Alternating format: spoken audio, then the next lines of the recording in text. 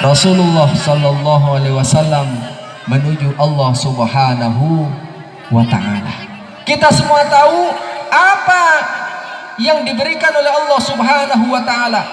Ada perkara penting apa sehingga Nabi Sallallahu Alaihi Wasallam dipanggil oleh Allah Subhanahu wa Ta'ala untuk menghadap.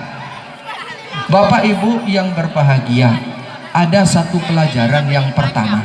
Apa itu? Kalau Bapak Ibu ada urusan penting dengan seseorang,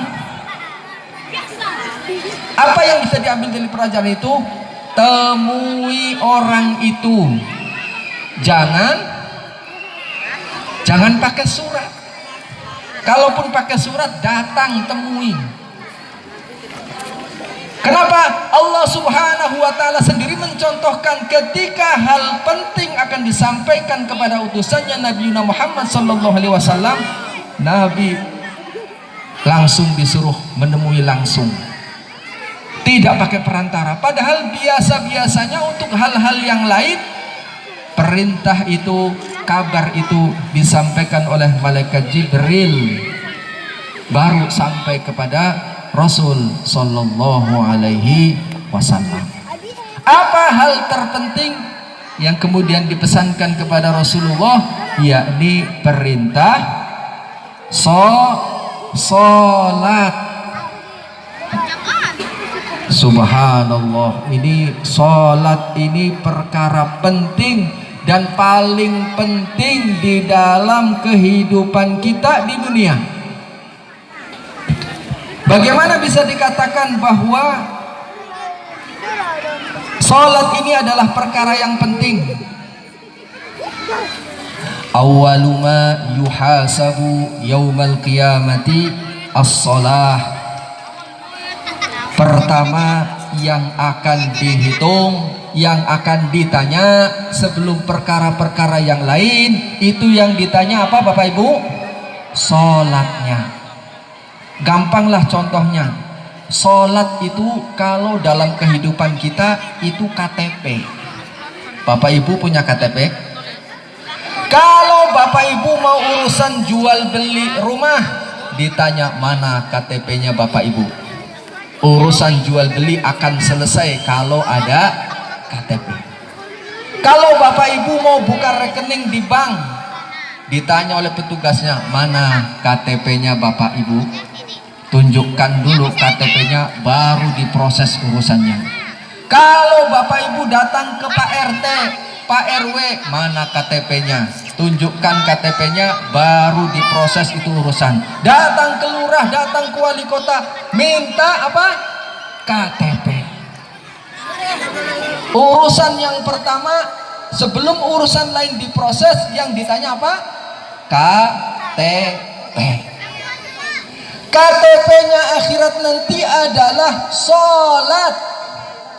Urusan yang lain tidak akan dilanjutkan kalau kita tidak punya sholat. Sholat itu ibarat makanan ruhiyah.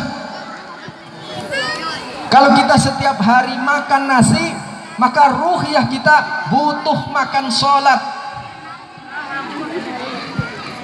Bahkan ketika diamanahkan sholat itu 50 kali turun ke malaikat Ibrahim, lewat turun ke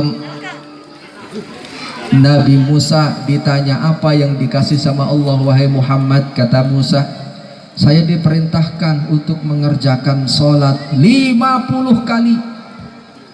Balik kegedean, gak kuat. Umat saya yang gede-gede, umurnya panjang-panjang, payah diberikan kewajiban, apalagi kalau sampai 50 kali begitu. Akhirnya Rasulullah balik, turun berulang sampai kemudian dipotong 5 kali, sampai yang terakhir 5 tertinggal 5. Apa kata Allah sebelum Rasulullah pulang? Wahai Nabi, ada kewajiban 5 sholat. 5 sholat ini sama dengan 10 kebaikan. Artinya apa? Dengan mengerjakan 5 sholat ini sesungguhnya sudah mengerjakan 50 sholat. Man jaa bil hasanati falahu asyru amsalihha. Barang siapa yang mengerjakan satu kebaikan, maka baginya 10 kali kebaikan. Wa man jaa bis sayyiati, barang siapa yang datang dengan kejelekan, maka baginya hanya kejelekan itu, tidak diperkali-kali lagi. Itulah hebatnya umat Rasulullah sallallahu alaihi wasallam. Turunlah dengan membawa perintah sholat 5 kali. Ketemu Nabi Musa, Nabi Musa masih juga meminta Nabi Muhammad untuk dikurangi lagi. Tapi Rasul sallallahu alaihi wasallam, sudahlah, malu kalau saya minta terus, ini sudah cukup. Itulah kewajiban sholat 5 waktu. Kembali, sholat adalah sesuatu yang akan ditanya pertama sebelum urusan-urusan yang lain. Sedekah kita tidak akan bermakna kalau tidak sholat. Berbuat baik kita kepada tetangga, kepada karib kerabat tidak akan bermakna kalau tidak sholat. Sama halnya kita datang ke tempat Pak RT, Pak RW nggak punya KTP, suruh pulang. Kalau kita datang ke kantor lurah nggak punya KTP, suruh pulang. Jadi jaga sholat kita. Sholat al-farqu bainar rajulu wa bainas sirku wal musyrik, bainal kafir fahuwa as-shalah. Pembeda antara orang kafir dan orang Islam, yang muslim dengan yang kafir, itu adalah sholat. Maka bedakanlah diri kita, tunjukkan kalau kita muslim. Bagaimana cara menunjukkannya? Sholat.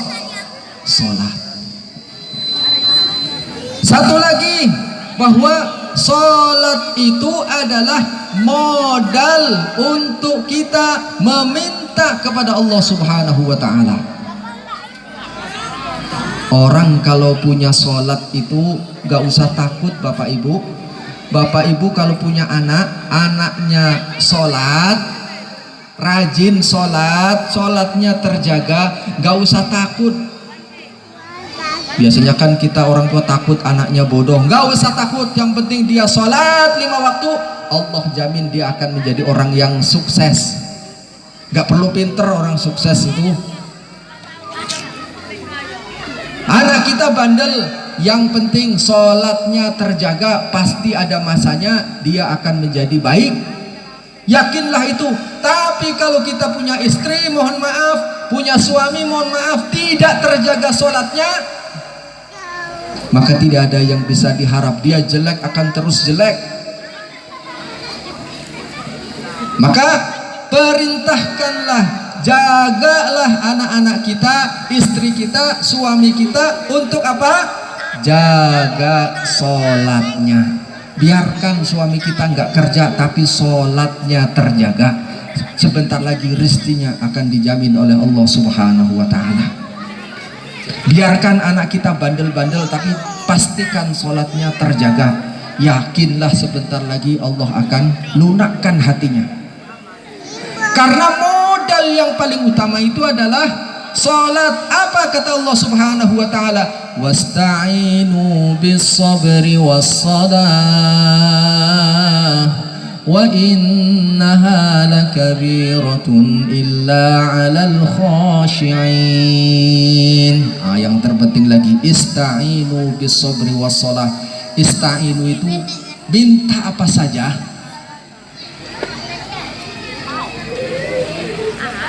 Bis sabri was salah, bekalnya adalah kesabaran dan sholat.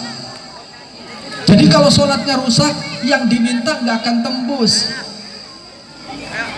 yang diminta nggak akan terkabul. Makanya sejelek apapun kalau sholatnya dijaga, yakin ke depan pasti akan menjadi baik. Sepreman apapun kalau dia sholatnya terjaga, yakin dia akan menjadi alim, dia akan menjadi baik. Karena modal utama itu adalah sholat.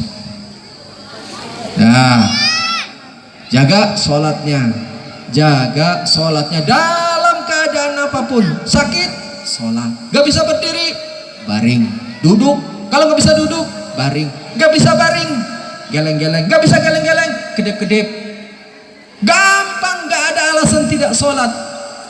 Karena semuanya dimudahkan di dalam perkara sholat. Yang terpenting adalah sholat. Gak ada alasan tidak sholat. Yang boleh tidak sholat itu orang gila. Paham? Yang tidak sholat, yang boleh tidak sholat siapa? Orang gila. Kalau kita tidak mau dikatakan gila, ayo sholat. Jaga ya. Yang bolong-bolong mulai sekarang ditambal. Tidaklah guna kita laksanakan peringatan Isra dan Mi'raj, tetapi setelah selesai masih sama juga sholat kita. Yang bolong-bolong tetap bolong-bolong, yang terlambat tetap terlambat. Ayo kita berubah sholat kita. Yang bolong-bolong tambal bolongnya, yang lambat-lambat majukan, biar bisa berjamaah dengan imamnya. Nawwiru buyutakum bis salati wa qiraatil Quran. Terangilah rumah-rumahmu dengan salat, dengan membaca Al-Quran. Beruntung Bapak Ibu yang anak-anaknya rajin di TPQ ngaji, otomatis sampai di rumah suruh mengulang biar ngaji. Karena dari situlah rumah itu akan menjadi terang bagi hati. Bukan karena perkara terang banyak lampu. Lampu boleh banyak, tapi kalau tak ada ngaji di rumah itu, tak ada sholat di rumah itu, hilang keberkahan, hilang kebaikan. Orang bawanya marah saja. Salah sedikit marah, salah sedikit marah. Istri lihat suami duduk marah, suami lihat istri duduk marah. Kenapa? Tidak ada ayat-ayat Al-Quran yang dibaca, tidak ada sholat yang dikerjakan di rumah. Maka perintahnya Rasulullah Sallallahu Alaihi Wasallam, sholat fardu itu di masjid bagi laki-laki, sholat sunnahnya itu di rumah. Nawwiru buyutakum bis sholati wa qiraatil Quran. Dah. Salat modal meminta kepada Allah. Dalam hadis yang lain, paling dekat-dekatnya seorang hamba, aqrabul abdi ilallahi ta'ala, yakni fi sajidihi, fi sujudihi, yakni ketika di dalam sujudnya. Kapan kita bisa sujud? Ya ketika sholat.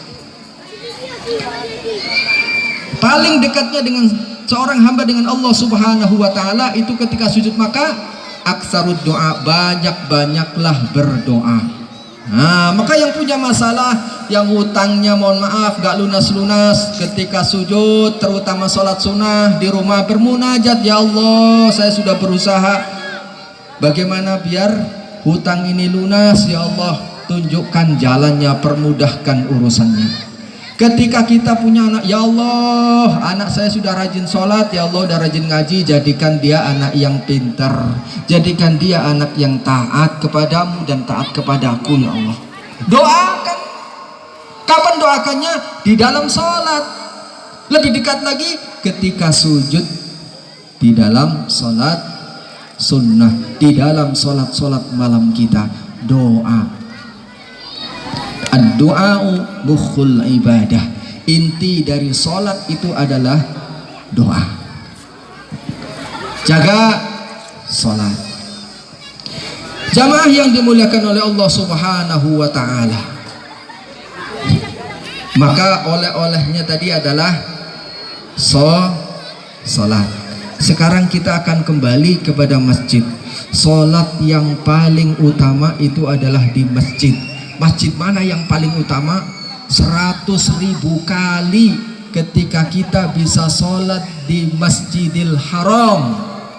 Sholat di masjid kita dengan di Masjidil Haram, kalau Bapak di sini 100.000 kali, di sana cukup 1 kali. Di sana 1 kali sama dengan sholat 100.000 kali di masjid kita ini.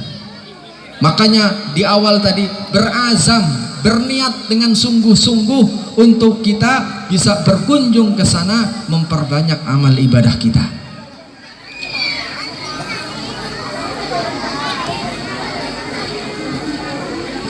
Salat di masjid. Berbicara masjid, alhamdulillah Bapak Ibu punya masjid yang begitu megah. Dalam satu hadis Rasulullah Sallallahu Alaihi Wasallam menjelaskan, tempat yang paling dicintai oleh Allah Subhanahu Wa Taala di dunia ini adalah masjid.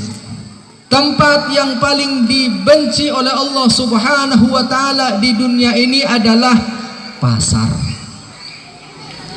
Beruntung Bapak Ibu punya masjid. Bahkan dalam satu hadis, man bana masjidan lillah kamafhasi qatatin au asghara banallahu lahu baitan fil jannah. Rawahu Muslim. Barang siapa yang membangun masjid lillahi ta'ala, karena Allah Subhanahu wa ta'ala, kama hosin totin, walaupun segede rumah burung, walaupun segede rumah burung, apa janji Allah Subhanahu, atau lebih kecil lagi, au asghara, banallahu lahu baitan fil jannah, maka Allah Subhanahu wa ta'ala akan membangun, orang yang membangun masjid sekecil rumah burung itu, di akhirat di surganya Allah Subhanahu wa ta'ala dibangun. Oh, ini bangunan masjid punya Pak Asep misalkan. Oh, ini bangunan masjid punya Pak Dikin, ya kan? Itu ada. Maka yang perlu disiapkan, coba kalau ini komplek rumah, apa ini? Punya rumah sakinah. Orang kalau punya kapling di sini, punya rumah di sini, masuk ke sini gampang atau tidak? Gampang atau mudah? Sama kalau ada security-nya boleh masuk atau enggak? Kalau dijaga ketat boleh masuk atau enggak? Boleh, orang dia punya rumah di sini. Bismillah.